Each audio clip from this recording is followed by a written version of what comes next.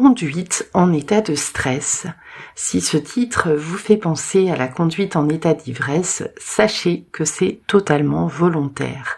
Et comme vous allez le constater, l'analogie est pleine de sens.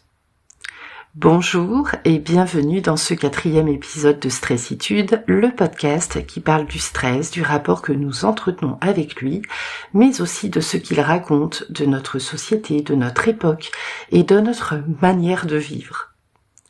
Je suis Sabrina, j'ai 43 ans, je suis mariée et maman de 3 enfants, juriste de formation et de métier premier, ancienne fonctionnaire d'État, ancienne assistante de prévention et ancienne sapeur-pompier volontaire. Je suis aujourd'hui conseillère en gestion du stress, préparation mentale et qualité de vie. J'ai été formée par le docteur Yann Rougier, médecin spécialiste en neurosciences appliquées, en neuronutrition et méthode des 5 facteurs du vivant. J'accompagne aujourd'hui notamment les professionnels des métiers de l'urgence, de l'intervention et du service public dans la gestion du stress, la préparation mentale, la qualité de vie. Je rappelle que les informations partagées dans ce podcast ne constituent pas un avis médical et ne dispensent en aucun cas du recours à un professionnel de santé. Elles ont pour vocation de prévenir certaines situations, de compléter, lorsque cela est nécessaire, une prise en charge adaptée.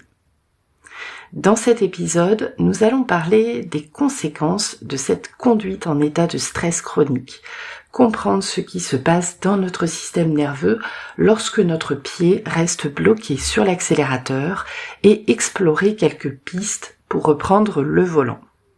Alors attachez votre ceinture, c'est parti. Conduire sous l'emprise de l'alcool est une infraction. Conduire sous l'emprise de stupéfiants est une infraction. Parce que ces substances altèrent nos réflexes, notre vigilance, notre capacité à prendre les bonnes décisions, ces comportements sont pénalement répréhensibles. Malheureusement, l'actualité nous rappelle régulièrement les conséquences, parfois dramatiques, de ces conduites à risque. Alors comment puis-je comparer cela avec une soi-disant conduite en état de stress ? Parce que cette forme de conduite-là ne figure dans aucun code pénal. Il n'y a aucune amende, aucun retrait de points, et pourtant chaque jour des millions de personnes prennent le volant de leur vie en état d'épuisement, de tension, d'hypervigilance, et les conséquences sont bien réelles. D'abord pour elles-mêmes, les enjeux individuels sont considérables pour leur santé, leur équilibre physique, mental, émotionnel, pour leurs proches, pour leurs collègues et parfois pour la société dans son ensemble. Le stress chronique peut conduire à des situations qui relèvent du médical. Épuisement professionnel, dépression, troubles anxieux, douleurs chroniques, fibromyalgie. Son coût biologique, humain, social, économique est aujourd'hui reconnu. Pendant longtemps, j'ai moi-même banalisé mon stress. Comme beaucoup, je pensais qu'il fallait simplement tenir, continuer, faire face, encaisser, jusqu'au jour où j'ai compris que ce stress chronique avait profondément dégradé ma santé, mon énergie, ma qualité de vie. Et c'est en cherchant à mettre des mots MOTS sur mes mots MAUX que je suis devenue conseillère en gestion du stress. Et c'est aussi pour cela qu'aujourd'hui, je crée ma structure afin d'accompagner celles et ceux qui vivent sous pression permanente, souvent sans se plaindre et sans s'autoriser les espaces de récupération dont ils auraient pourtant bien besoin. Dans les épisodes précédents de ce podcast, nous avons déjà posé plusieurs bases importantes. Dans l'épisode 1, nous avons déconstruit 3 idées reçues sur le stress.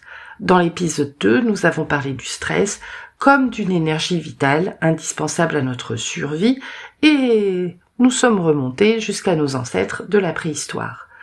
Dans l'épisode 3 de la semaine dernière, nous avons vu que la véritable différence entre un stress ponctuel plutôt positif, même lorsqu'il est aigu intense, et le stress chronique résidait principalement dans la récupération. Aujourd'hui, je voudrais aller beaucoup plus loin. Comprendre ce que le stress chronique fait à notre système nerveux et pourquoi ses conséquences dépassent largement l'individu pour concerner aussi notre société.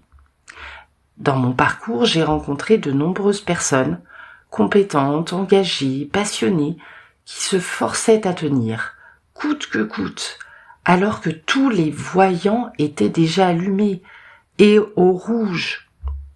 Le problème du stress chronique, c'est qu'il agit souvent en silence. Il puise dans nos réserves biologiques, il épuise notre énergie, il modifie notre métabolisme, il influence même le fonctionnement de notre cerveau. Il réduit la concentration, dégrade le sommeil, augmente l'irritabilité, fragilise nos relations, transforme progressivement notre façon d'être au monde. Parfois même, il nous éloigne de ce qui donnait du sens à notre vie, à notre métier. Pour comprendre cela, revenons à une image simple. Imaginez votre système nerveux autonome comme un véhicule. Vous disposez d'un accélérateur et d'un frein. L'accélérateur représente le système nerveux sympathique, orthosympathique, c'est lui qui vous prépare à l'action, il augmente votre vigilance, mobilise votre énergie et vous permet de faire face aux défis, aux urgences.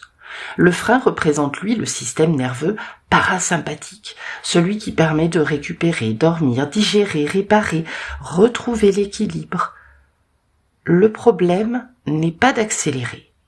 Le problème n'est pas tant le stress. Le problème apparaît lorsque le pied reste bloqué sur l'accélérateur pendant trop longtemps. Le moteur chauffe, les voyants s'allument, l'usure s'installe et tôt ou tard, bien sûr que le risque de panne augmente. Voilà pourquoi le stress chronique ne dit rien de votre faiblesse. Il dira simplement que votre niveau de vulnérabilité a augmenté. Et lorsqu'une personne devient plus vulnérable physiquement, mentalement, émotionnellement, elle devient naturellement plus sensible à ce qui se passe autour d'elle. Le problème n'est pas la personne, n'est pas le stress. Le problème est l'accumulation et l'absence de retour au calme. Cette compréhension rejoint l'approche des 5 facteurs du vivant développée par le docteur Yann Rougier. Selon cette approche, tout être humain vivant repose sur 5 fonctions fondamentales: respirer, se nourrir, se protéger grâce au sommeil, au mouvement, à la détox, aux mécanismes naturels de détoxication. Penser, ressentir des émotions. Lorsque le stress chronique s'installe, il perturbe progressivement chacun de ces 5 facteurs. La respiration devient plus courte, le sommeil se dégrade, l'alimentation se déséquilibre, les pensées tournent en boucle, les émotions deviennent envahissantes ou au contraire s'éteignent. Autrement dit, le stress chronique ne touche pas seulement la tête, il impacte l'ensemble du vivant. Alors quelles sont les réponses ? Comme pour les infractions routières, tout commence par l'observation. Face à l'alcool, aux stupéfiants, on recherche des signes visibles, une attitude inhabituelle, une élocution modifiée, un comportement à risque. Pour le stress chronique, c'est un peu la même chose. La première étape consiste à reconnaître les signaux, observer les voyants plutôt que de les ignorer. La deuxième étape consiste à vérifier. Un peu comme on utilise un éthylotest, un dépistage, il peut être nécessaire de consulter un professionnel de santé afin d'écarter une carence, une pathologie ou une autre cause médicale à cet épuisement, cette fatigue. La troisième étape consiste à réintroduire du frein, du repos, du mouvement, un sommeil de qualité, une alimentation équilibrée, une respiration plus consciente, une meilleure gestion des pensées et des émotions. Bien sûr, cela ne supprimera pas toutes les sources de stress, mais cela en diminuera considérablement l'impact. Enfin, il existe une dernière réponse qui me tient particulièrement à cœur. La conduite accompagnée. Lorsque nous apprenons à conduire, nous ne sommes pas seuls, nous sommes guidés, conseillés, encouragés, et lorsque nous devons repasser notre permis, nous sommes également accompagnés dans cette démarche. Face au stress chronique, ça ne peut être que la même chose. Nous avons parfois besoin d'un proche, d'un collègue, d'un manager, d'un mentor ou d'un professionnel parce qu'il est difficile d'identifier seul ses propres angles morts. Alors si vous deviez retenir une seule idée de cet épisode, ce serait celle-ci. Le stress chronique n'est pas une faiblesse, c'est un signal. C'est un voyant qui s'allume sur votre tableau de bord.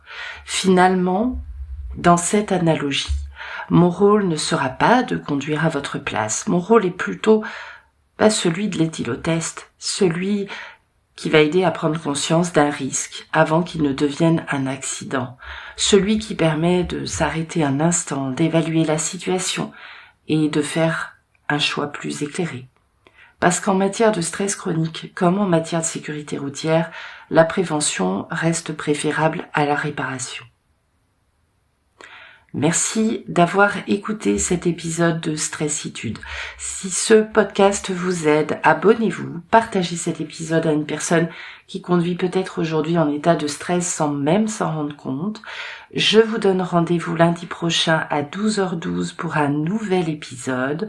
Nous parlerons de la douleur, cause ou conséquence du stress. D'ici là, prenez soin de vous et gardez bien les mains sur le volant.